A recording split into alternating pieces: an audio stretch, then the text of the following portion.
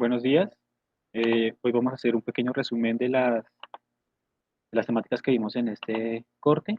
La idea es que ustedes a partir de esto y pues del estudio anterior y del desarrollo de las actividades, pues respondan el formulario de Google.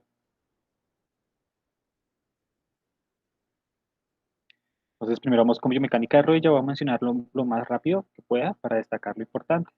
Entonces tenemos que articulación es amplia, compleja, estructura articular, compuesta por tibiofemoral, articulaciones tibiofemoral y femoropatelar, soportan fuerzas elevadas y son susceptibles a lesiones, tienen los brazos de palanca eh, más largos del cuerpo, siendo uno el fémur y la otra la tibia. Sus estructuras que lo componen, ligamentos, meniscos, músculos,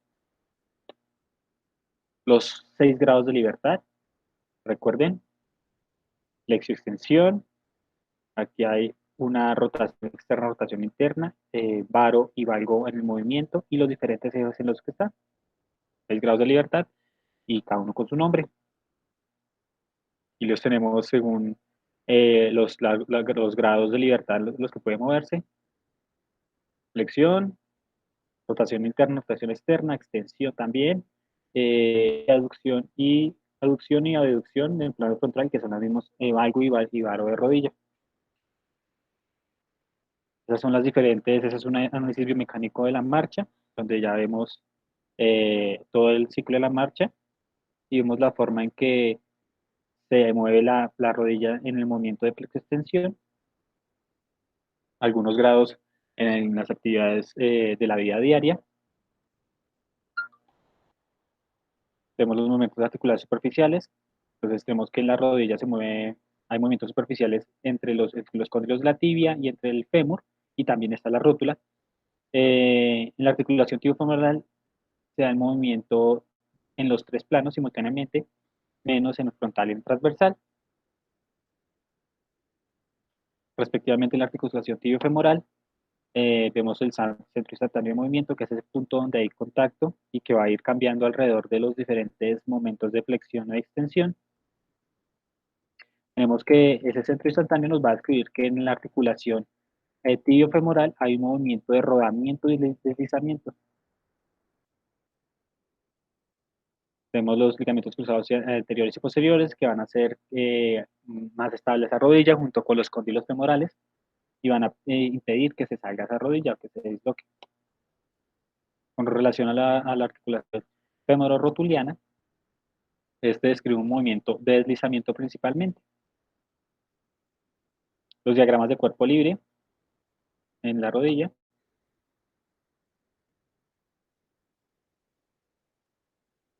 Con respecto a la estabilización, tenemos que entran a jugar la configuración ósea, los meniscos, los ligamentos, las cápsulas articulares y los músculos. Los ligamentos principales van a ser ligamento cruzado anterior, ligamento cruzado posterior, ligamento lateral externo y ligamento lateral interno. Los músculos principales serían cuádriceps, tibiales, banda iliotibial. Y pues va a ser se puede decir que una estabilidad haciendo uso de la cocontracción.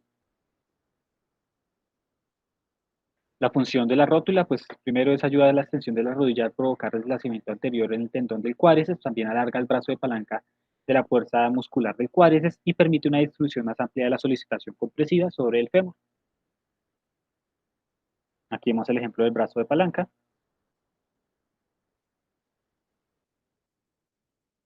Pasemos al siguiente tema.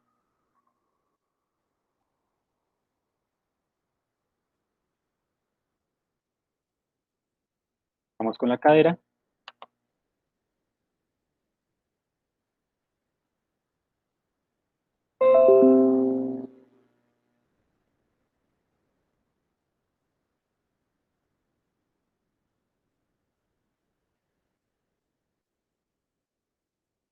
Pues es una de las articulaciones más grandes y estables del cuerpo. Posee estabilidad intrínseca proporcionada por la configuración de bola y búa o bola y hueco que tiene esta articulación.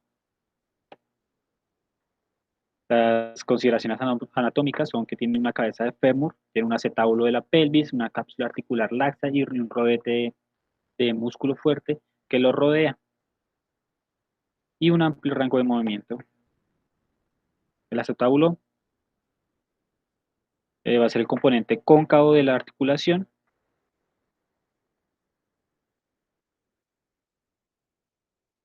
La cabeza femoral va a ser el componente convexo. Tenemos diferentes angulaciones del cuello femoral. Con relación a la cinemática, tenemos que la configuración de bola y hueco es donde la cabeza femoral y el acetablo pueden moverse en todas las direcciones. Tenemos los diferentes rangos de movimiento de cadera, en el plano sagital, extensión y flexión, en el plano frontal, aducción y abducción, y en el plano transversal, rotación interna, rotación externa. Los movimientos de la articulación superficial, principalmente sea un movimiento de deslizamiento de la cabeza femoral sobre el acetábulo. También pues se sabe que actúan notables fuerzas sobre la articulación durante todas las actividades de la vida diaria. También ahí tenemos estabilidad estática y dinámica.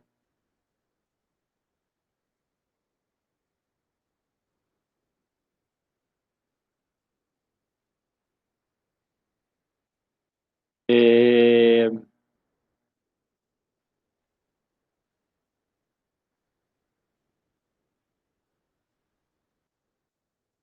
Diagrama del cuerpo libre. Bueno, aquí saber que en bipedestación unipodal se produce en momentos de alrededor de la articulación se puede ser contrarrestada por la fuerza muscular, incrementando la fuerza de reacción articular.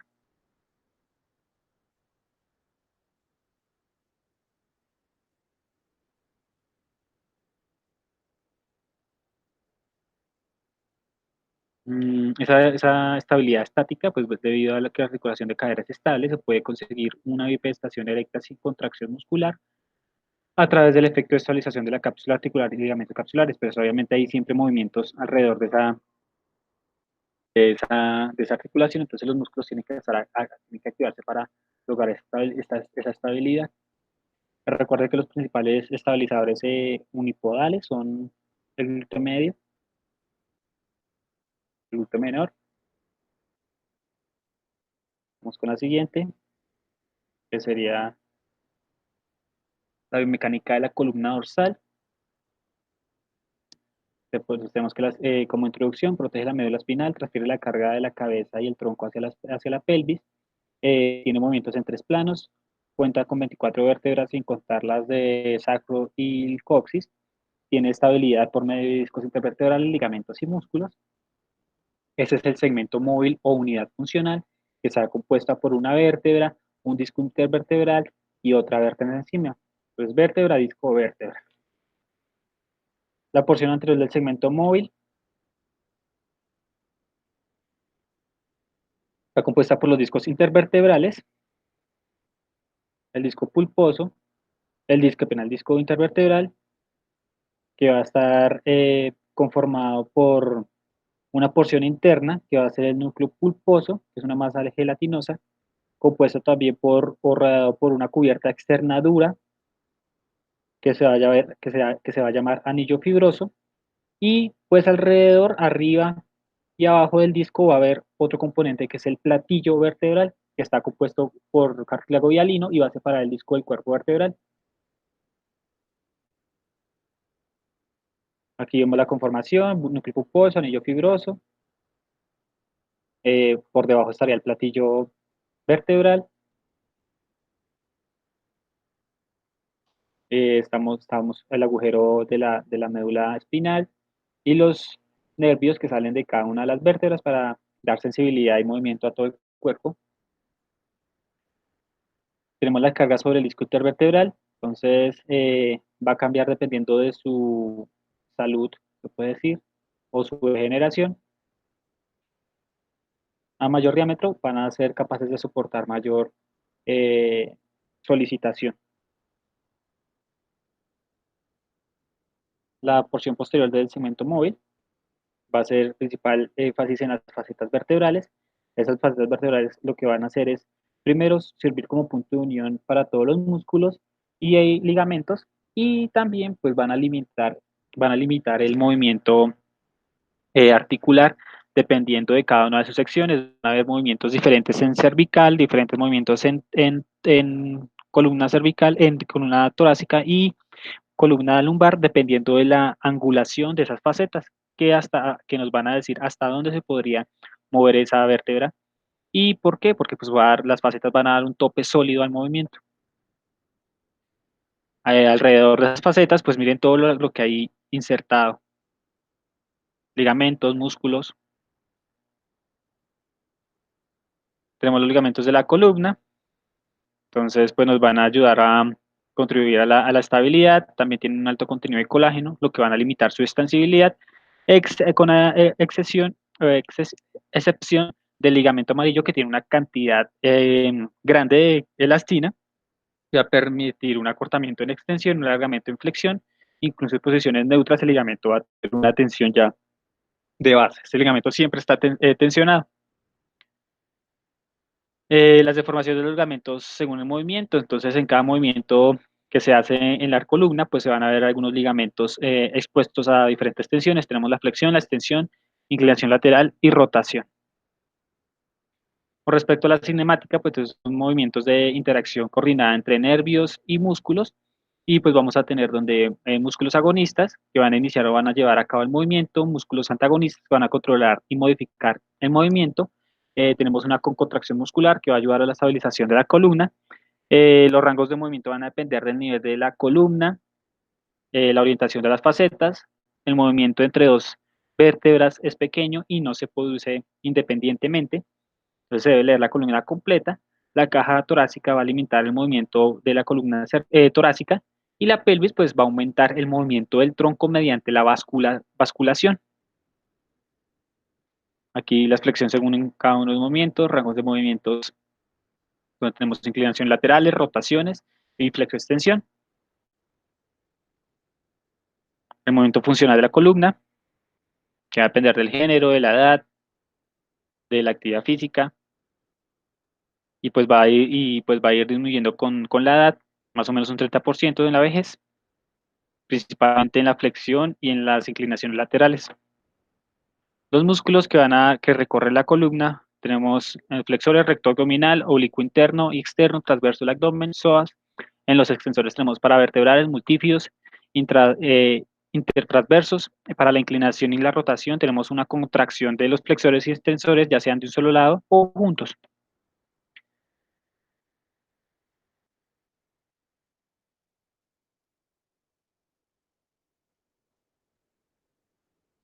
Por la basculación es importante, la basculación de la pelvis para aumentar los ángulos de movimiento de la columna.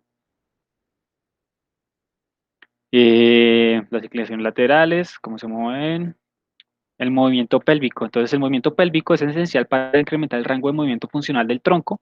La articulación sacroiliaca funciona principalmente como un componente que absorbe impactos y protege la articulación intervertebral.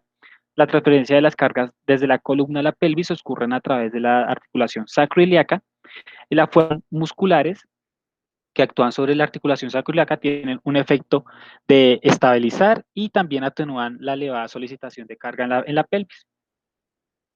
Con respecto a la cinética, entonces las cargas sobre la columna se producen principalmente por el peso corporal, la actividad muscular, la presolicitación ejercida por los ligamentos, la carga externamente aplicada, las cargas estáticas, donde encontraremos la bipedestación y la sedestación, y las cargas dinámicas, que encontraremos marcha, ejercicio de fortalecimiento y cualquier actividad física o deportiva.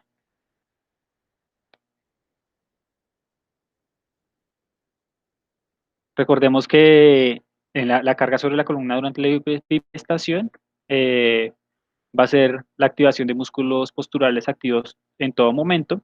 Esta actividad disminuye cuando los segmentos están bien alineados. La línea de gravedad para el tronco es normalmente ventral, así la columna se somete a un momento siempre de flexión. Los músculos paravertebrales abdominales se activan intermitentemente para mantener la posición. La pelvis también desempeña un papel en la actividad muscular y en la carga resultante sobre la columna. La basculación anterior y posterior de la pelvis influye en la actividad de los músculos posturales y afecta la carga de las columnas. También va a afectar la postura. Aquí tenemos un gráfico de la carga en la columna dependiendo de la posición, sabiendo que en un cúbito lateral con brazo extendido y abducido, vamos a tener la menor carga y pues con un patrón de carga de objetos externos, pues va a ser la mayor carga.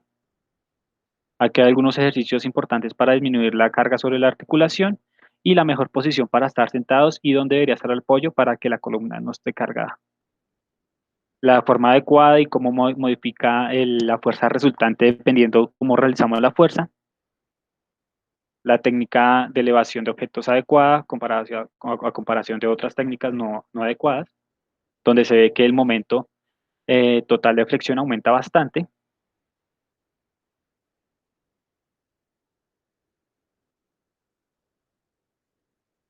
Los ejercicios sobre formas de disminuir la carga sobre la columna y poder hacer ejercicios. Esos son algunos ejercicios más comunes, como los dorsales, las flexiones abdominales.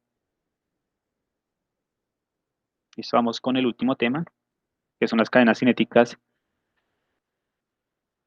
En estas encontramos, entonces, es una forma se puede decir, de describir cómo están compuestos los ejercicios. Entonces, las destrezas funcionales motoras están compuestas por dos principales conjuntos de movimientos y en múltiples posiciones. Este va a ser la piedra angular en un programa de entrenamiento que sea funcionalmente relevante y pues reside en dos factores: la inclusión de movimientos específicos para cada tarea y el control postural asociado a la existencia, a las exigencias funcionales. Uno de los métodos más utilizados es la designación de los movimientos y ejercicios de cadena abierta y cadena cerrada. La cadena cerrada, la cadena cinética, pues se ha adoptado más o menos desde 1950 y pues se usó para describir la unión de los segmentos, los movimientos corporales y la variación de los reclutamientos muscular. Eh, Tenemos que la cadena cinética abierta son para movimientos sin limitación espacial en un segmento distal periférico del cuerpo, mientras que las cadenas cinéticas cerradas son cuando el segmento periférico se encuentra con una resistencia externa considerable y que no es movible. Algunos ejemplos de cómo va a cambiar la acción muscular dependiendo de si está trabajando en cadena cinética abierta y cadena cinética cerrada, y pues algunas controversias sobre el término, donde se decía que si el segmento distal debe estar completamente fijo en una superficie inmóvil para considerarse cadena cinética cerrada. Entonces se decía que no necesariamente, porque si uno puede vencer esa resistencia, pues ya no sería una cadena cinética cerrada, y aquí es donde aparece el término de cadena cinética abierta, donde nos dice que, de cadena cinética frenada, qué pena, donde nos dice que son los ejercicios en los que el segmento distal encuentra una resistencia, pero no es totalmente estático. Un ejemplo son las prensas de piernas y la bicicleta también, la máquina escaladora que los escaladores se dejan mover. Eso serían cadenas cinéticas cerradas. Qué pena, cadenas cinéticas frenadas. La cadena cinética abierta, entonces se tiene como el segmento distal móvil en el espacio, sin necesidad de movimientos articulares adyacentes. Los movimientos de las articulaciones son independientes y solo se va a movilizar el segmento distal o a la articulación en movimiento. Generalmente se necesita estabilizar el resto de la articulación, del resto de articulaciones o el resto del cuerpo. Estos son algunos ejemplos de eh, cadena cinética abierta. La cadena cinética cerrada, pues nos dice que son aquellos en los que se realizan movimientos en los que el cuerpo se moviliza sobre el segmento distal fijo o establece sobre una superficie de apoyo. Entonces, la articulación distal está quieta y lo que se va a mover es el resto del cuerpo hacia donde está esa articulación. Los movimientos van a ser interdependientes de la articulación. La activación muscular se va a producir en múltiples grupos musculares, tanto distales como proximales. Esos son algunos ejemplos de cadena cinética cerrada, donde hay una superficie quieta que no se puede mover. En este caso sería el piso y en este caso sería la barra. Hay diferentes fundamentos para utilizar estos ejercicios. Entonces tenemos de los ejercicios, ya sea en cadencia cerrada o abierta. Va a depender de los objetivos individuales, del análisis crítico de los beneficios potenciales y de las limitaciones inherentes a cada tipo de ejercicio. Obviamente todos los programas de actividad física tienen que tener cadena cinética abierta, cadena cinética cerrada y frenada también. Entonces, según el aislamiento de grupos musculares, las pruebas de entrenamiento en cadena cinética abierta permite identificar con mayor efectividad que los ejercicios en cadena cinética cerrada cualquier merma o disminución en la fuerza y va a lograr una mejoría en el rendimiento muscular. Lo que permite la cadena cinética cerrada a partir de su aislamiento muscular y su aislamiento de articulación es identificar con mayor exactitud qué tipo de músculo o qué músculo está debilitado. Eh, a comparación de la cadena cinética cerrada, que pues no se va a poder aislar solo una articulación o solo un músculo, ya que se van a activar diferentes grupos musculares y diferentes articulaciones interdependientes. El control del movimiento, aproximaciones articulares, activación simultánea de la estabilización dinámica, la propiocepción, la sinestesia y el control neuromuscular y el balance, donde va a ser mayor en la cadena cinética cerrada, porque nos da muchos más elementos de información, muchos más músculos están involucrados, muchas más articulaciones están involucradas y por eso pues nos van a dar mayor información a nosotros. Eh, Tanto las cadenas hídricas cerradas, abiertas y frenadas nos van a dar la posibilidad de mejorar todas las condiciones físicas como fuerza, potencia, resistencia muscular. Algunas introducción al cómo hacer la progresión en los entrenamientos de cadena cinética abierta y cómo hacerlo en cadena cinética cerrada. Listo, muchachos, eso era todo. Espero que les vaya muy bien en el parcial. Cualquier duda que tengan, la hacen por el foro, estaré pendiente para solucionar. Buena suerte.